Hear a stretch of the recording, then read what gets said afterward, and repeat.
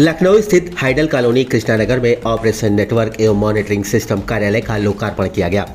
पूर्व निर्धारित कार्यक्रम के अनुसार डॉक्टर आशीष गोयल, अध्यक्ष उत्तर प्रदेश पावर कॉरपोरेशन एवं पंकज कुमार, डायरेक्टर यूपीपीसीएल के द्वारा इसका लोकार्पण किया जाना था। दोनों ही अतिथि इस कार्यक्रम में नहीं पहुंचे। उनकी अनुपस्थिति में तमाम तरह के कयास लगाए गए। गौरतलब है कि पिछले काफी दिनों से लखनऊ में संविदा कर्मचारी निरंतर अपना विरोध दर्ज करा रहे हैं, जहां एक तरफ उनकी सेवा प्रदाता कंपनी का टेंडर फिर से जारी नहीं किया गया अथवा विस्तारित नहीं किया गया, जिससे वे सभी भुखमरी की कगार पर हैं। वहीं इस मुद्दे को लेकर मीडिया द्वारा पावर कॉरपोरेशन के अध्यक्ष से वार्ता की जानी थी। इन्हीं सब सवालों से बचने के लिए शायद चेयरमैन साहब ने लोकार्पण कार्यक्रम में आना उचित नहीं समझा। दिलचस्प पहलू ये भी रहा कि कार्यक्रम में मीडिया प्रतिनिधियों को आमंत्रण तो दिया गया था, परंतु मीडिया के लिए किसी प्रकार की कोई व्यवस्था नहीं की गई। नवनिर्मित सेंटर का कोई भी अधिकृत प्रतिनिधि केंद्र की उपयोगिता, उसके संचालन के बारे में बताने को उपस्थित नहीं था। कर्मचारियों के प्रतिनिधियों ने दबी जुबान से सवाल उठाते हुए कहा, नवनिर्मित सेंटर को लगभग 20 लाख रुपए आवंटित कर अल्प समय में ही परिपूर्ण कर लिया गया। वहीं बगल में तमाम नियमित कार्यालय बदहाली का शिकार है, जहां पर नियमित रूप से आने वाले उपभोक्ताओं एवं कर्मचारियों को किसी प्रकार की सुविधा नहीं मिल पा रही। प्रबंध निदेशक भवानी सिंह द्वारा एक प्रश्न के उत्तर में कहा गया, के शर्मा, अधिशासी अभियंता बदायूं, परीक्षण खंड द्वारा एक दिन में ही नोएडा स्थित कंपनी परिसर में लगभग 7000 विद्युत मीटर की गणना कर एवं परीक्षण करने का मामला संज्ञान में आया। उसकी जांच कराएंगे। इसी प्रकार एक अन्य मुद्दा भी प्रबंध निदेशक के समक्ष उठाया गया, जिसमें अधीक्षण अभियंता बदायूं द्वारा 5 MVA ट्रांसफार्मर क्षतिग्रस्त होने पर उच्च अधिकारियों को सूचना नहीं दी गई। उसे गायब करवा दिया गया और उसकी जगह दूसरा ट्रांसफार्मर लगवा दिया गया। प्रबंध निदेशक द्वारा उस पर भी जांच की बात कही गई। लखनऊ से सूचना नेटवर्क के लिए सुखपाल सिंह की खास रिपोर्ट। इसका क्या उद्देश्य है और उपभोक्ताओं के लिए किस तरह लाभकारी सिद्ध होगा? आप सभी लोग जानते हैं कि प्रदेश सरकार उपभोक्ताओं को सही बिल समय पर मिल सके, इसके लिए स्मार्ट मीटर स्थापित उपभोक्ताओं के परिसर पर कराए जा रहे हैं। उसी व्यवस्था के अंतर्गत ये मीटर्स के ऑपरेशन को मॉनिटर करने के लिए कि कहीं मीटर खराब, मीटर की रीडिंग समय से मिल नहीं रही है या इस प्रकार के कोई जो एक्सेप्शंस हैं उनको मॉनिटर करने के लिए ये कंट्रोल रूम की स्थापना की गई है। और इसके माध्यम से जो उपभोक्ताओं की शिकायतें हमारे वितरण खंड के अधिकारियों को प्राप्त होगी, वो भी उनमें भी इस कंट्रोल रूम के जो हमारे अधिकारी हैं, जो हमारे AMISPs हैं, ऑटोमेटेड मीटर रीडिंग ये जो सर्विस प्रोवाइडर्स हैं, इनके कर्मचारियों का, अधिकारियों का सहयोग प्राप्त किया जाएगा। तो इस प्रकार से इस पूरी व्यवस्था को सुचारू रूप से चलाने के लिए इस कंट्रोल रूम की स्थापना की गई। जब इस प्रकार से होता है कि जो मैनुअल मीटर हैं वो तो उसमें सुधार हो जाता है, किसी की लाइट कट गई या कहीं रिचार्ज कराना है, बट अगर इसमें आता है स्मार्ट मीटर में समस्या आती है तो कई दिन लग जाते हैं। बोलते हैं हमारे से नहीं होगा, आप फ़ोन करिए, वहाँ जाइए, बीच में छुट्टी पड़ गई तो बहुत ही ज़्यादा कंज्यूमर प्रताड़ित होता है।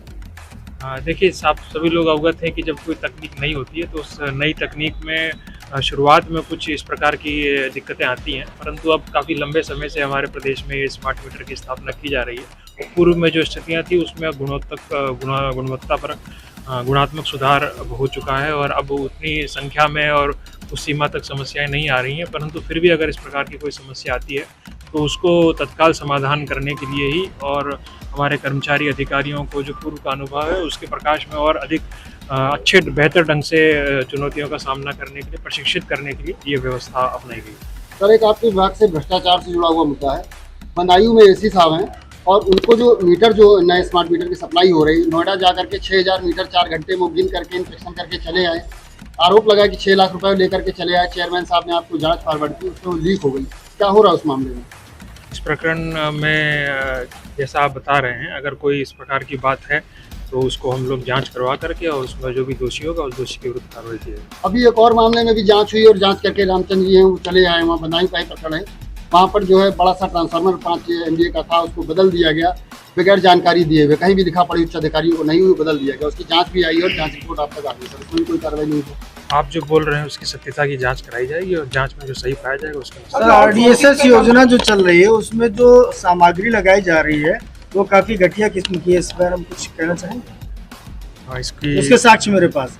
साक्ष्य आप उपलब्ध कराइए, उसकी जांच। आउटसोर्सिंग पे जो लोग काम कर रहे हैं वो लगातार प्रदर्शन कर रहे हैं। इस प्रकार का कोई प्रदर्शन नहीं। उनको 50% सभी छटनी का लोग खड़े हैं आदेश सर, कर अभी दिया भी गया खड़े है। हैं सर। लोग जो आउटसोर्सिंग वाले हैं वो सब परेशान है, काफी लोगों को निकाला गया है। वो लोग कह रहे थे अभी 10,000 यात्रा निकाली थी, उसका प्रदर्शन किया था। पूर्वांचल में 3000 लोगों को आउटसोर्सिंग कर्मचारियों को निकाला गया है। तो खैर वो तो उनका उनसे बात करके उनकी समस्याओं का समाधान। सर दूसरा है अधीक्षण अभियंता चौक, एक उन्होंने मॉडल तैयार किया है रेवेन्यू बढ़ोतरी को लेकर के और विद्युत वितरण व्यवस्था को अच्छा बनाने के लिए।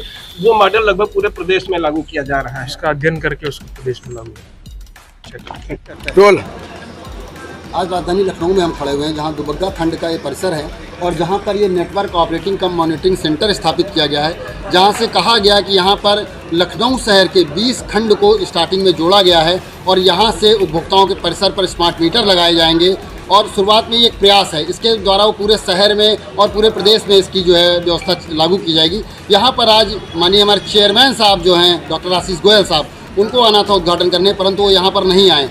क्यों, क्या वो लगता है ऐसा कि जो संविदा कर्मचारी हैं जो अपनी मांगों को लेकर के प्रदर्शन निरंतर कर रहे हैं उनसे डर गए हैं, या वो मीडिया के सवालों से बच रहे हैं? हम चाहेंगे कैमरामैन जी दिखाएंगे साफ तौर पर। जो ये भवन बनाया बताया गया 20 लाख रुपए इसका टेंडर हुआ और इससे बनाया गया है, वहीं बगल में जो भवन है उसकी स्थिति क्या है कि वहाँ पर देखिए किस प्रकार से जो हमारा विद्युत वितरण खंड का जिसके ऊपर पूरी जिम्मेदारी है, लाखों कंज्यूमर जिनके अंडर में है, वहाँ पर उस भवन की क्या हालत है और इस भवन की क्या हालत है। किस तरीके से यहाँ पर पैसा दे करके 20 लाख रुपए और कंटिन्यू बैठ करके हफ्ते भर में सब कुछ तैयारी हो गई। जहाँ बगल में कहा जाता है, जो सूत्रों की माने कि 7-7 लाख रुपए आते हैं तो 5 लाख कमीशन में चला जाता है और वहाँ कुछ भी नहीं उतना ढंग से बन पाता है। ये है हमारा भवन, ऊपर एक्शन कार्यालय भी अभी हम आपको दिखाएंगे वहाँ की क्या व्यवस्थाएं हैं, और एक ये जो प्राइवेट कार्यालय बना वहाँ की व्यवस्थाएं क्या हैं, किस तरीके से दिखाई गई।